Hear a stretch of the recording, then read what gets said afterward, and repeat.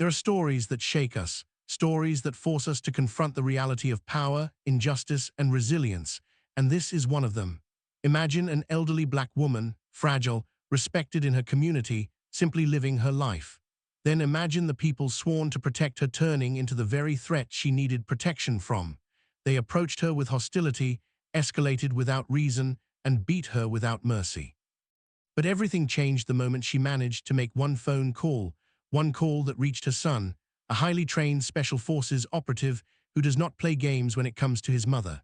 And when he arrived, the officers who once felt untouchable froze in place, suddenly aware of the severe consequences of their actions.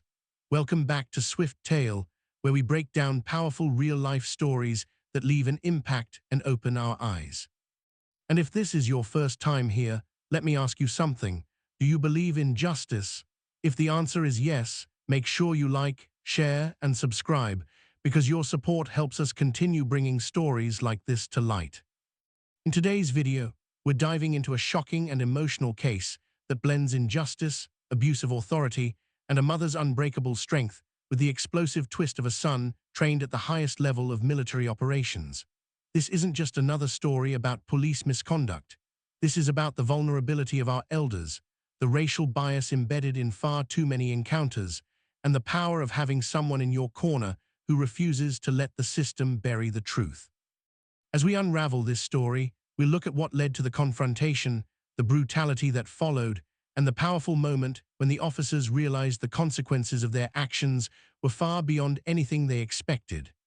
This story matters because it forces us to confront a painful truth. Not everyone receives equal treatment under the law, and sometimes justice only arrives when someone refuses to stay silent. So buckle up, today's tale is intense, emotional, and eye-opening, and by the end of it, you'll understand exactly why this case sparked outrage and demanded accountability. Before the world learned her name through headlines and outrage, she was simply known as Miss Evelyn to everyone in her neighborhood, a gentle, warm-hearted, elderly black woman who had spent decades pouring love, wisdom, and stability into the people around her. At 77 years old, her steps were slower, her hands a little more fragile, but her spirit remained strong.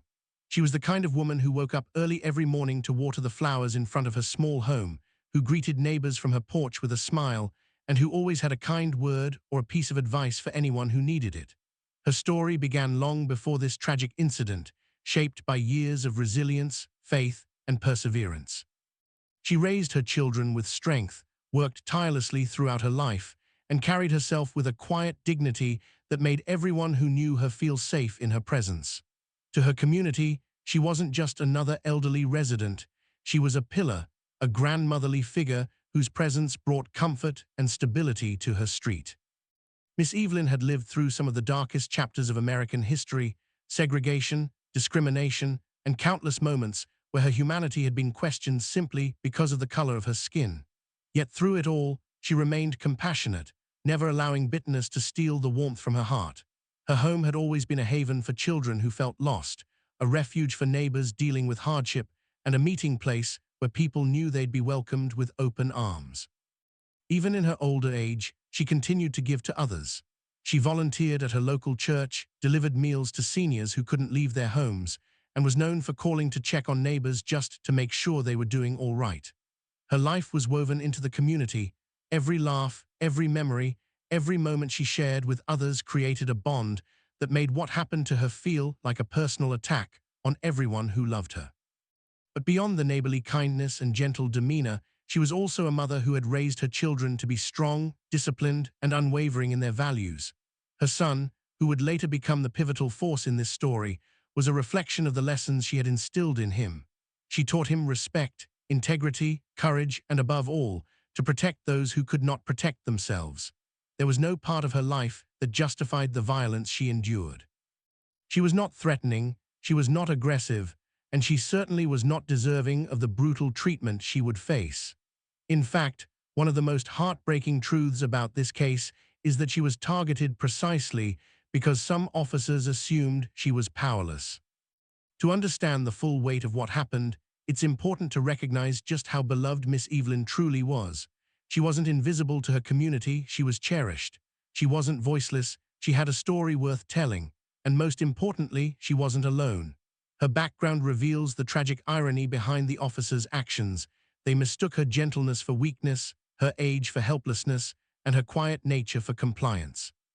What they failed to see was the strength that lived beneath her calm exterior, the decades of perseverance that shaped her spirit, and the fierce protector she had raised in her son, who would soon become the very force that shattered their arrogance. Long before the officers involved in this incident ever crossed paths with Miss Evelyn, her son had already built a life defined by discipline, sacrifice, and elite training. Known to his comrades as Mac, he served in one of the U.S. military's most demanding special forces units, an environment where only the strongest, most focused, and most resilient individuals survive. His journey began when he was just a teenager, shaped by his mother's steady guidance, her insistence on integrity, and her unwavering belief that greatness didn't come from strength alone, but from character. Growing up in a tough neighborhood, he saw firsthand how easily a young man could be pulled in the wrong direction. But Miss Evelyn made sure her son had a different path. She taught him about responsibility, about protecting others, and about standing firm when facing injustice. Those lessons would become the foundation of everything he would later achieve. As a soldier, Mac excelled beyond every expectation. Years of physical conditioning, advanced combat skills, tactical training, and mental fortitude turned him into someone who could handle pressure that would crush the average person. Whether it was traveling through hostile environments, engaging in covert missions, or negotiating life-or-death situations, he had seen it all. He was trained to stay calm when chaos erupted, to analyze every detail and to act with precision. But despite his intimidating skill set, his heart remained grounded in what truly mattered, his family, especially the woman who had raised him with love, sacrifice, and quiet strength. To his teammates, he was reliable and unshakable. To his community, he was a source of pride. But to Miss Evelyn, he was simply her son, her protector, her supporter, and her greatest accomplishment. One thing Mac understood deeply was the weight of responsibility. As someone who had worked alongside law enforcement during certain missions, he knew what proper protocol looked like. He knew what professionalism meant. He knew the difference between using authority for safety and abusing it for power. That's what made the officer's actions toward his mother so unforgivable. They had violated not only her rights, but the very principles that he had sworn to uphold throughout his career. And when he learned what had been done, when he heard the trembling pain in her voice during that fateful phone call, something inside him shifted, not into rage, but into a cold, controlled focus that only a special forces operative could understand. He had spent years preparing for the worst situations imaginable, but nothing had prepared him emotionally for the thought of his elderly mother being beaten by those entrusted to protect her. The officers had assumed she was alone, vulnerable, and powerless. They had no idea that her son was someone who did not panic, did not hesitate, and did not back down. They had no idea he was a man trained to dismantle danger with calm precision. They had no idea he was the last person they ever wanted to cross. And yet, even with all his training and strength, his first instinct was not violence, it was justice. He was determined to confront the situation the right way, not through intimidation or aggression, but through the strategic pressure and knowledge of the system that only someone with his background could bring. Mac's story adds a powerful layer to this case. He wasn't just a son rushing to defend his mother, he was a highly trained operative who understood the law better than the officers who broke it. He knew how chain of command worked. He knew how internal investigations functioned. He knew what evidence they had likely tried to hide and what mistakes they had already made. All of this would become crucial in the moments that followed. His background wasn't just impressive. It was the key that turned a horrific act of police brutality into a moment of reckoning that these officers never saw coming. This was the day that would alter the trajectory of an entire family's life. An ordinary morning that began like any other for Mrs. Elena Johnson, the 76-year-old woman at the center of this story, but quickly spiraled into a nightmare she never could have anticipated. She stepped out onto her small front porch with her usual calm routine, watering the potted plants she'd raised for years, greeting neighbors with her warm smile, and preparing to run a few errands before her grandson came over for lunch. But somewhere else in the neighborhood, a different scene was unfolding, one involving a call to the police that was escalated by confusion, assumptions, and gross negligence. Several officers responded to what they claimed was a suspicious individual matching a vague description in the area, and instead of approaching the situation with caution and professionalism, they arrived already tense, already on edge, and already prepared to treat someone as a threat long before they understood who they were dealing with. As they patrolled the street, their eyes landed on Mrs. Johnson, who was simply gathering her mail near the sidewalk. What happened next would ignite outrage, fear, and eventually a reckoning. The officers rushed her with aggression, shouting conflicting commands she could barely understand, and when she hesitated in shock, they escalated instantly. A harmless, elderly woman, small, unarmed, and confused, was thrown to the ground with enough force to knock the breath out of her. Her hands were twisted behind her back, her delicate wrists bruised almost instantly, and she cried out for help, but instead of stopping, the officers doubled down. Neighbors ran outside, horrified. Cameras recorded everything. And through the chaos, through the yelling, through the violence, Mrs. Johnson managed to speak the words that would change the entire mood instantly. A trembling warning that she was calling her son, not just any son, but a highly trained special forces operative who did not tolerate injustice in any form. Those officers, so confident only moments before, would soon realize they had crossed a line that could not be ignored, not legally, not morally, and certainly not by the man who was about to receive the most horrifying phone call of his life. At the exact moment, his elderly mother was being slammed onto the pavement by officers who had no idea who she was. Her son, Staff Sergeant Marcus Johnson, was thousands of miles away on a military base, finishing a routine training session with his Special Forces unit. Marcus wasn't just any soldier. He was the kind of man who carried discipline in his posture, intelligence in his silence, and a deep, unwavering sense of loyalty toward the people he loved. When his phone rang, he almost ignored it, but something, maybe instinct, maybe the subtle tremble in the ringtone he only ever heard from his mother, pushed him to pick up. The moment he heard her shaking voice, weak and panicked, trying to explain that she had been attacked, restrained, and beaten by officers outside her own home, something inside Marcus snapped in a way even the military had never seen. His mother wasn't someone who exaggerated. She wasn't someone who panicked. For her to sound terrified meant the situation was far worse than she was able to describe. As she tried to speak between sobs, he could hear officers yelling in the background, hear her wincing, hear the commotion and cruelty of men who thought they were in control. In an instant, the disciplined soldier in him merged with the fiercely protective son. Marcus's voice shifted from calm concern to cold precision as he told his mother to stay on the line, to keep the phone somewhere open so he could hear everything. He demanded the name of every officer he could pick out from their shouting. His heart was pounding, but his mind was already in mission mode, analyzing voices, identifying threats, calculating distances, and preparing for what he knew would happen next. Because when someone harms the woman who raised you, the woman who taught you strength before you ever stepped onto a battlefield, there is no hesitation, there is only action. And Marcus Johnson, the Special Forces soldier known for being unshakable under pressure, had just declared war on the injustice unfolding on his mother's front lawn. As word began to spread across the neighborhood about what was happening to Mrs. Elena Johnson, the community reacted with a mixture of disbelief, anger, and protective urgency. Mrs. Johnson wasn't just another resident.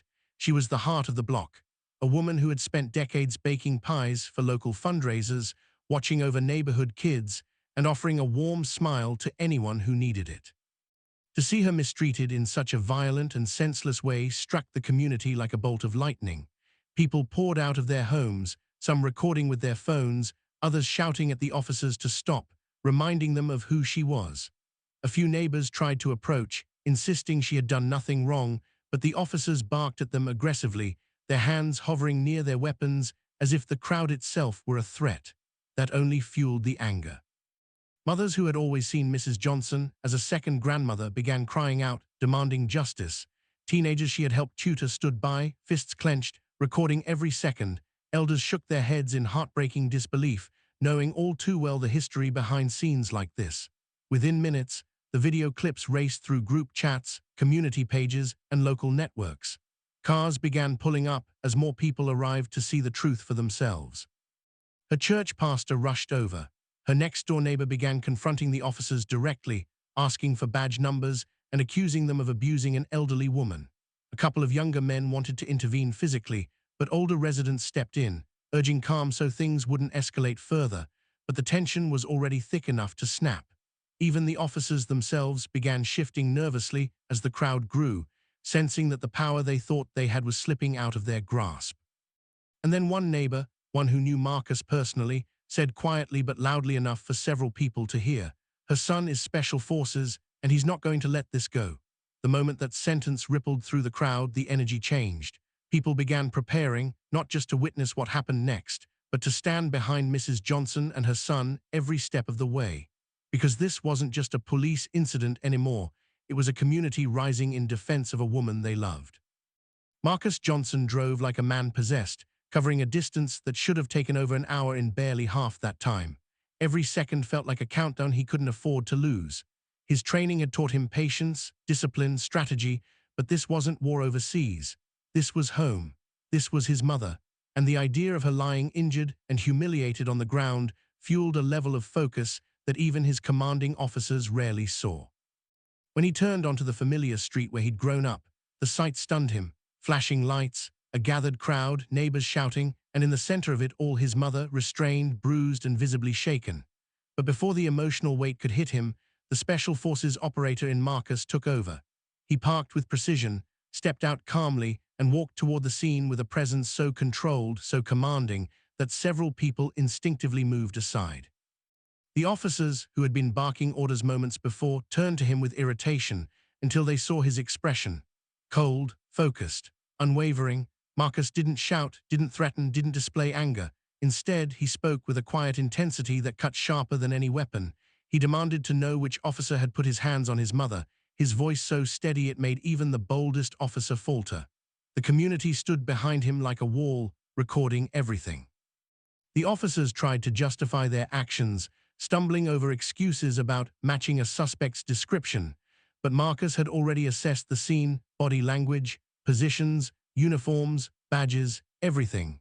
He asked pointed questions about protocol, use of force regulations, and identification procedures, questions they clearly couldn't answer properly.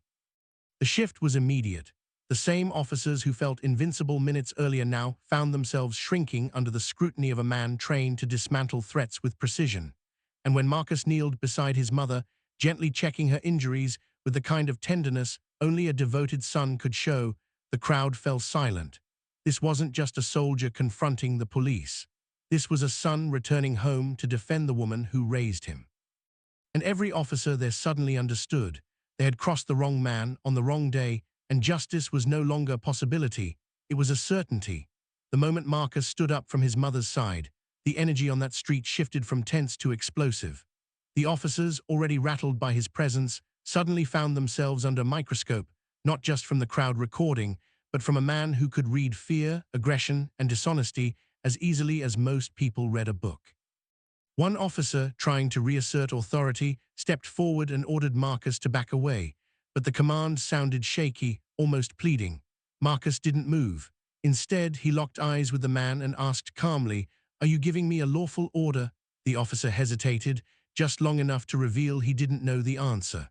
Another officer reached for Marcus's arm, a mistake that would later haunt him. With reflexes honed from thousands of hours of combat training, Marcus intercepted the motion without aggression but with undeniable control, stepping back just enough to prevent contact while making it clear he would not be touched. The crowd erupted, shouting at the officers, accusing them of trying to provoke a situation. The officers panicked, radioing for backup, but that only made things worse. Sirens in the distance meant more witnesses, more scrutiny, and more pressure. Marcus began listing the violations he had already witnessed: unlawful detainment, excessive force, failure to de-escalate, negligence toward an elderly civilian. Each point struck like a blow. One officer tried to interject, but Marcus cut him off sharply. "I know the law, and I know exactly what you're trying to do." His voice was low, controlled, but full of a power none of them could match. Even the most stubborn officer took a step back. Mrs. Johnson, watching everything with teary eyes, whispered her son's name, reminding him to stay calm. He did for her, but his voice carried the weight of someone who would stop at nothing for justice. The confrontation reached its peak when Marcus demanded the supervising officer. When no one stepped forward, the truth became undeniable. There was no supervisor present. They had violated procedure from the very start. And now, face to face with a man trained to dismantle chaos, their entire operation was collapsing. The officers froze, not because Marcus threatened them, but because for the first time that day, they realized they were wrong, and because they sensed that the situation had moved far beyond their control. The sound of approaching sirens grew louder, echoing through the neighborhood as backup units rushed onto the scene, officers who had no idea what situation they were stepping into. The first patrol cars screeched to a stop, and several officers jumped out with the usual authoritative posture, expecting to take control. But the moment they saw the tension in the crowd, the fear in their fellow officers' faces, and the imposing calm of Marcus standing protectively in front of his mother, their confidence wavered. The community immediately surrounded the new arrivals, shouting what happened, showing phone footage, demanding the officers look at the bruises on Mrs. Johnson's arms and the mishandled chaos that led to her being assaulted. Marcus didn't raise his voice. Instead, he stepped forward with a discipline that commanded instant attention. "Before anyone says a word," he began, "you will watch the footage." His tone wasn't confrontational, it was absolute.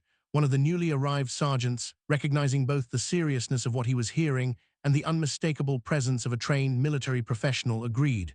Phones were pulled out, videos played, and for the first time that day, the backup officers' expressions shifted from defensive to horrified. They saw an elderly woman shoved, pinned, handcuffed without cause, and ignored as she cried out in pain. They saw officers escalating instead of de-escalating. They saw themselves reflected in the crowd's anger, and it was a reflection no good officer wanted to claim.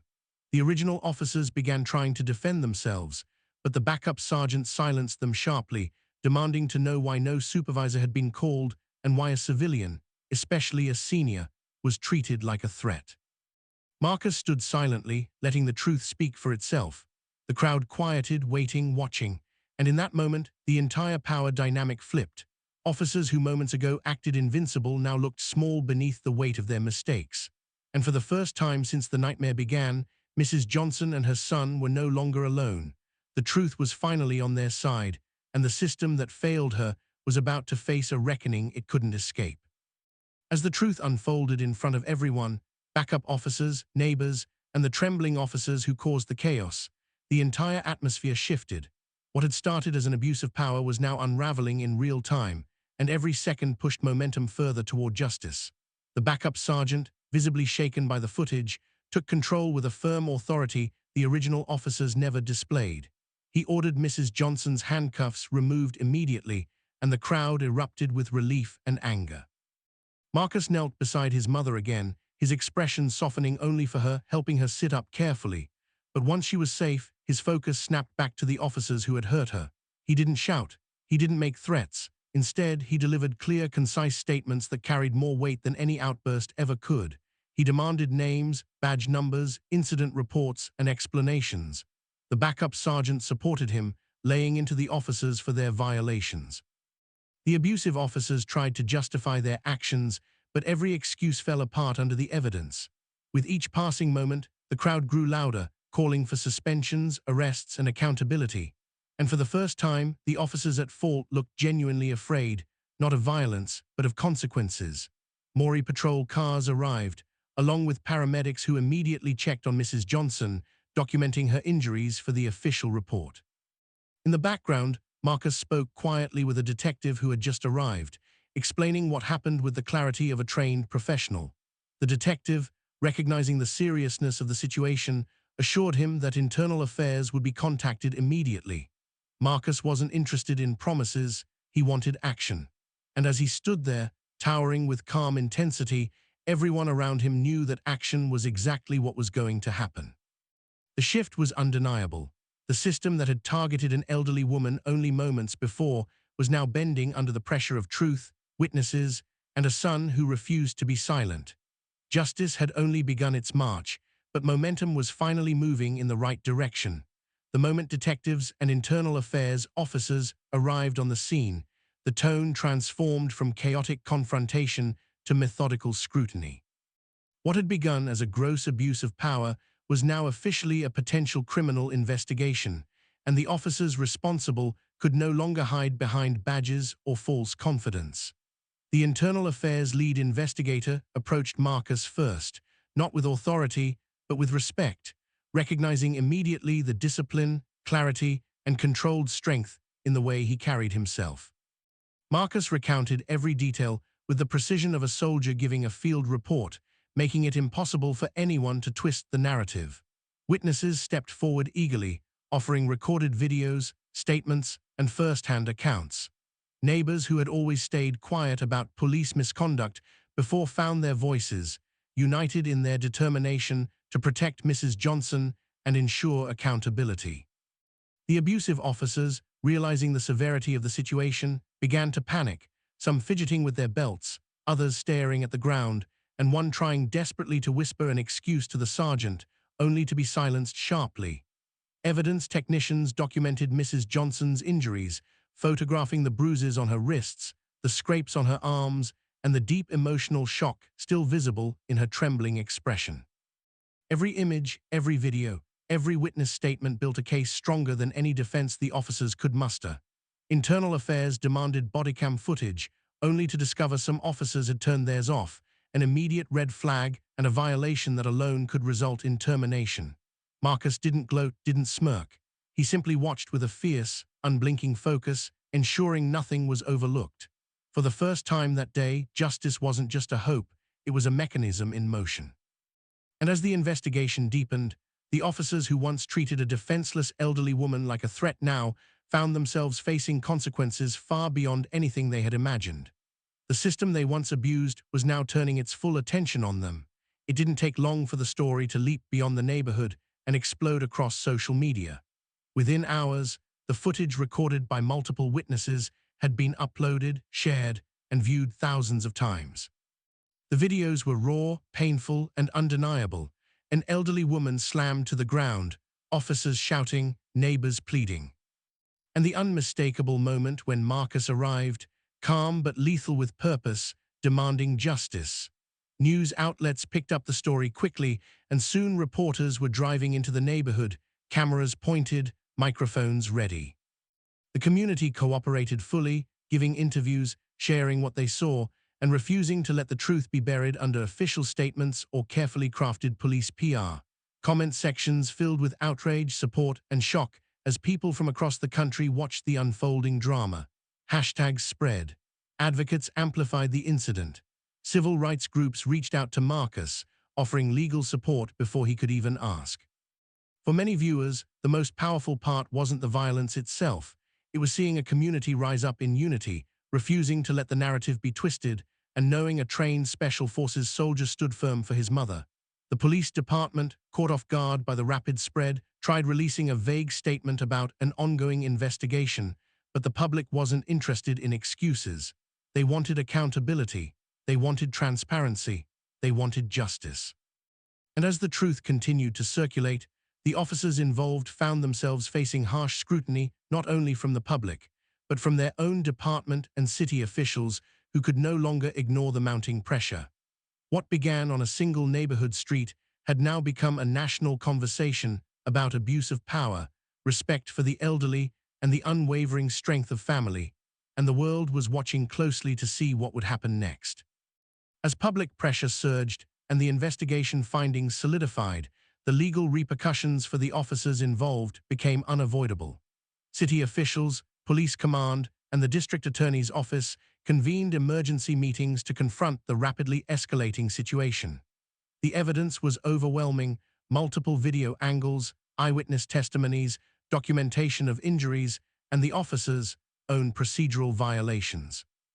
Within days, Internal Affairs recommended immediate suspension for every officer involved in the assault, with several facing potential termination and criminal charges. The officer who first laid hands on Mrs. Johnson was placed on administrative leave pending aggravated assault charges. Another was flagged for obstruction after turning off his bodycam. As these decisions rolled out, Marcus and the family met with civil rights attorneys who quickly recognized the strength of the case. A civil lawsuit was filed, demanding compensation for physical injury, emotional trauma, and violation of Mrs. Johnson's civil rights. The lawsuit sent shockwaves through the department and the city, signaling that this would not be swept under the rug. Meanwhile, community leaders and activists organized peaceful gatherings outside the courthouse, honoring Mrs. Johnson and calling for lasting reforms. The officers' union attempted to defend the actions, but each argument collapsed under the weight of clear evidence. The district attorney publicly addressed the case, promising thorough prosecution and transparency. Marcus, though still seething beneath his steady demeanor, focused on what mattered most. His mother's healing and ensuring justice was fully served.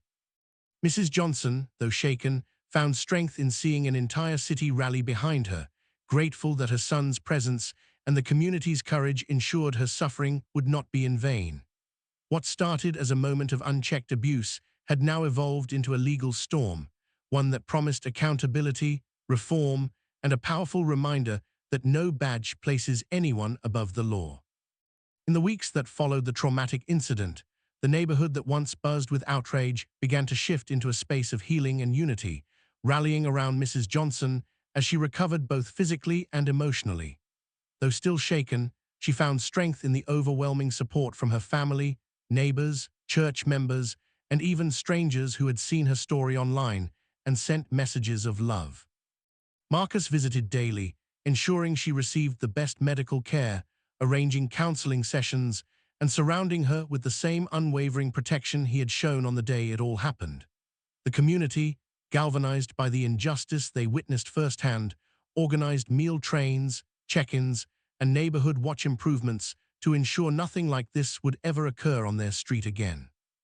The local church held a prayer service dedicated to her healing, and the turnout exceeded expectations, with people filling aisles, hallways, and even standing outside. Children she'd helped raise brought handmade cards, while adults thanked her for inspiring them to speak up against abuse of power. Meanwhile, Marcus worked with local leaders and activists to push for policy changes, advocating for proper training, elderly care protocols, and stricter enforcement of body camera regulations. His calm, strategic leadership transformed him from a son seeking justice into a respected voice in community reform. Through it all, Mrs. Johnson began to regain her confidence, slowly reclaiming her independence and feeling safe again in the place she'd called home for decades. The pain of that day would never fully disappear, but neither would the unity it inspired. Her story had become more than an incident. It became a catalyst for change, healing, and strength among people who refused to let injustice define their community. In the end, what began as a horrifying abuse of power transformed into a powerful story of resilience, justice, and the unbreakable bond between a mother, her son, and the community that rallied behind them. Mrs. Johnson's courage, Marcus's fierce determination, and the unity of neighbors who refused to stay silent proved that even the darkest moments can spark lasting change. The officers who thought they could act without consequence were forced to face accountability, and their actions set off a chain reaction that challenged the system they once hid behind. Marcus's arrival reminded everyone watching, both in the neighborhood and across the country, that when injustice strikes the vulnerable, the strength of love, truth, and community will always rise stronger. And as we close this chapter, let this story serve as a reminder that no one is too small to stand up, and no one is too powerful to be questioned. If you've followed this journey all the way to the end, thank you for being here. Your support helps stories like these reach more people and inspire real conversations. If you're new to Swift Tale, don't forget to like, share, and subscribe, and drop a comment to let us know what you think, what moved you, or what stories you want to hear next. Together, we keep these truths alive, and together, we make sure justice never goes unheard.